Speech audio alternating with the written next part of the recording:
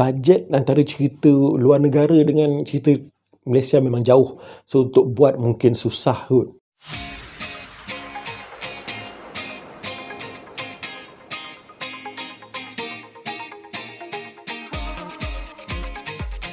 Assalamualaikum, selamat sejahtera, selamat datang ke channel Syed Judin Sembang.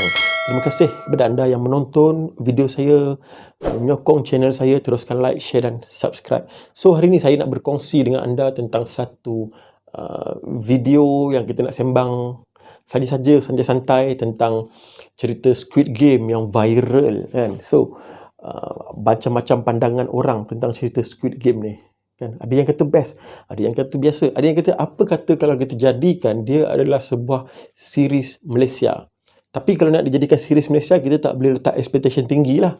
Sebab bajet cerita Korea dengan cerita kita ni memang jauh beza lah. Korea punya tontonan tu worldwide.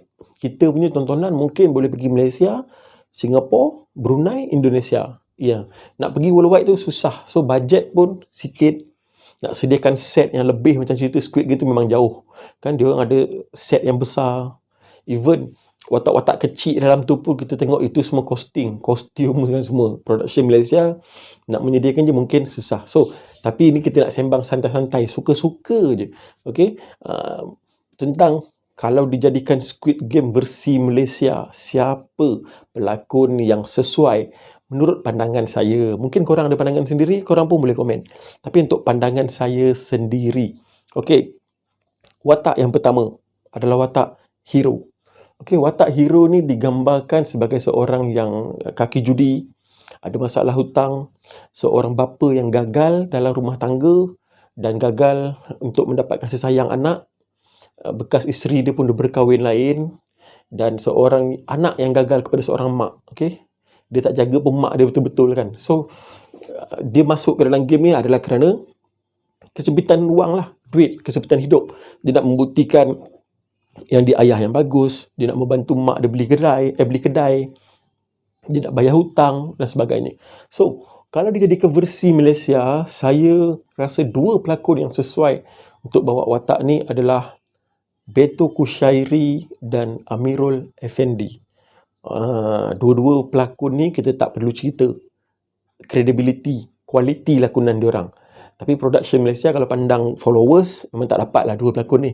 Tapi kalau pandang kualiti, yes, dua orang cukup mantul untuk bawa watak ni. Especially pada saya Beto lah.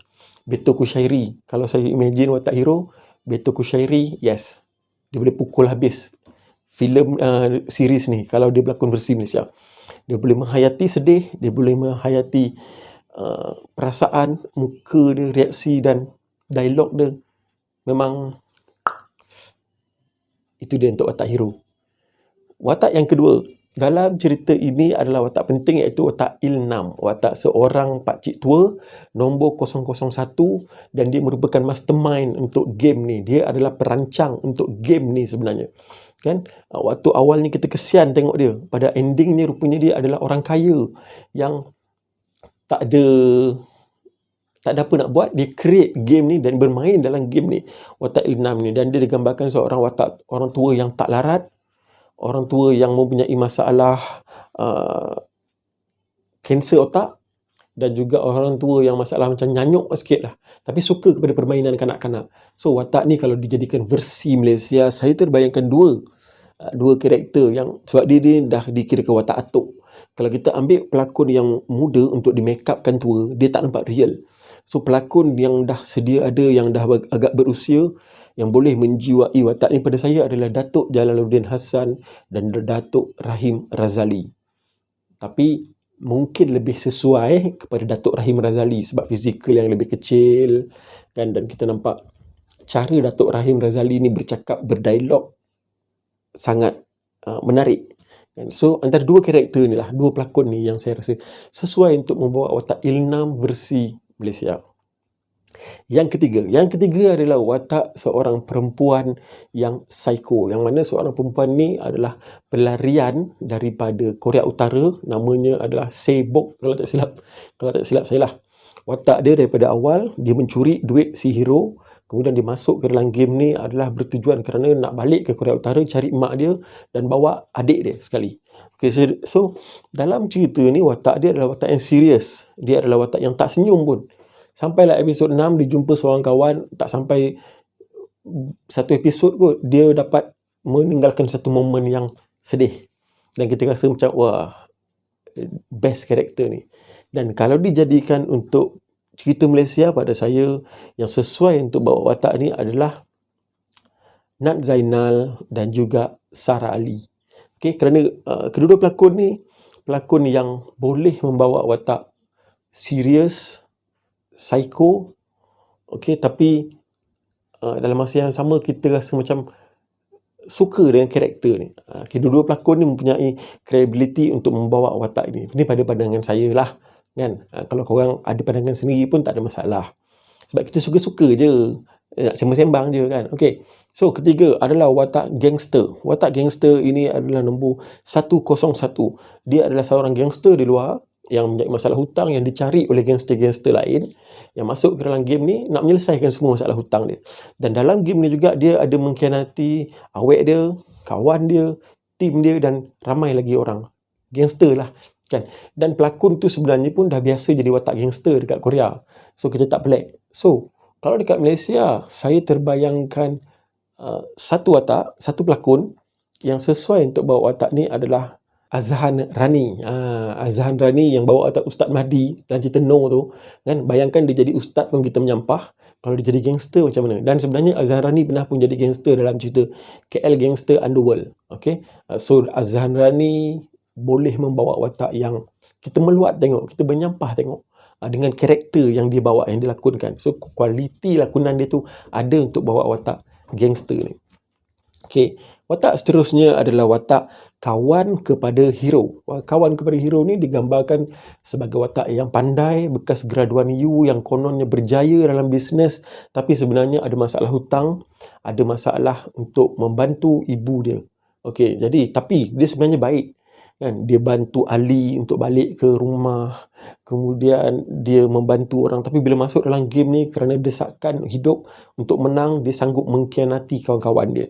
So kalau dekat Malaysia, cerita ni dijadikan versi Malaysia, siapakah watak kawan kepada hero tadi yang sesuai untuk karakter ini? Pada pandangan saya adalah Kamal Adli dan Bron Palari.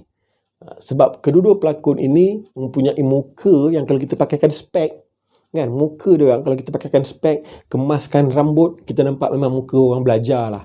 Kita boleh kata ini muka budak belajar kalau kita pakaikan spek pada dia orang untuk muka budak belajar. So, tapi dalam masa yang sama, dia orang boleh membawa watak yang aku nak khianat kau, aku nak ni. Okey, ya, kedua-duanya mempunyai kelayakan sesuai untuk bawa watak itu. Dan seterusnya adalah watak seorang perempuan yang awek kepada gangster tadi, seorang perempuan yang liar, yang percakapannya pun kasar, gaya hidupnya pun seolah-olah tak berapa baik lah, kan, perempuan yang liar.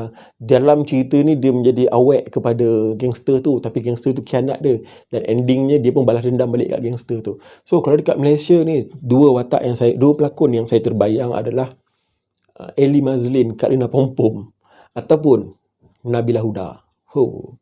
Nabila Huda dia pernah berlakon dalam cerita apa, Rempit apa ke entah, yang cerita motor-motor tu, kan.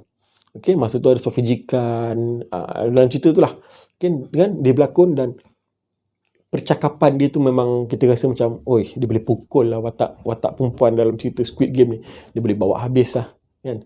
Okay, seterusnya watak Ali. Ali adalah watak seorang pekerja Pakistan yang bekerja di Korea, yang nak balik ke Pakistan bawa anak bini. Dia orang asing, bukan orang Korea. Tapi kalau di Malaysia, kita susah nak cari pelakon yang bermuka Pakistan ataupun Bangladesh, kan. Sebab dulu kita ada Radhi Khalid tau. Radhi Khalid, dia sinonim dengan watak Bangladesh. Tapi sekarang susah. So sekarang kalau nak bawa watak pekerja asing yang lain, mungkin karakter ni sesuai oleh Amirul Effendi ataupun K. Rahman. Kedua-duanya mempunyai keupayaan untuk membawa watak yang innocent, watak yang tak bersalah. Kualiti lakonan orang kita tak boleh cakap lah. Watak apa pun dia boleh pukul, kan. So, Itu adalah beberapa watak penting yang ada dalam cerita Squid Game. Okey. Satu lagi yang saya nak tambah adalah watak polis. Watak polis ni adalah polis yang mencari seorang abang dia. Watak polis ni mungkin boleh dibawa oleh Zahiril Azim. Zahiril Azim, saya pernah tengok Wan Tu Jaga, dia jadi polis memang A. Kan? So memang sesuai. Dan frontman tu pula, kalau dekat Malaysia mungkin kita boleh jadikan dia Syahizi Sam ataupun Samsul Yusof. Sebab watak frontman dalam cerita Squid Game ni, sikit dia yang buka topeng. Tapi dia adalah pelakon yang famous dekat Korea. So kat Malaysia pun kita boleh buat macam cameo lah, macam buka topeng sikit, oh rupanya Syahizi Sam, rupanya Samsul Yusof. Sekejap je. Selebihnya dia pakai topeng, tak siapa-siapa berlakon pun kita tak tahu kan. Tapi scene tu akan memberikan impact, pelakon famous dia letak macam ni je pakai topeng, dia tak tunjuk muka. So dekat Malaysia, dua pelakon tu boleh membawa watak tu. So itu adalah pelakon-pelakon yang sekiranya Squid Game dijadikan versi Malaysia pada pandangan saya. Jangan ambil serius, kita just sembang suka-suka sahaja. Kena tak kena, betul tak betul, ada production nak buat ke apa, kita tak tahu. Just sembang-sembang saja. Kalau anda ada pandangan sendiri pun, anda boleh komen. Mungkin pandangan anda ada pelakon-pelakon yang lebih baik. So itu sahaja untuk video pada kali ini. Teruskan like, share dan subscribe. Jumpa lagi video akan datang. Assalamualaikum. Bye-bye.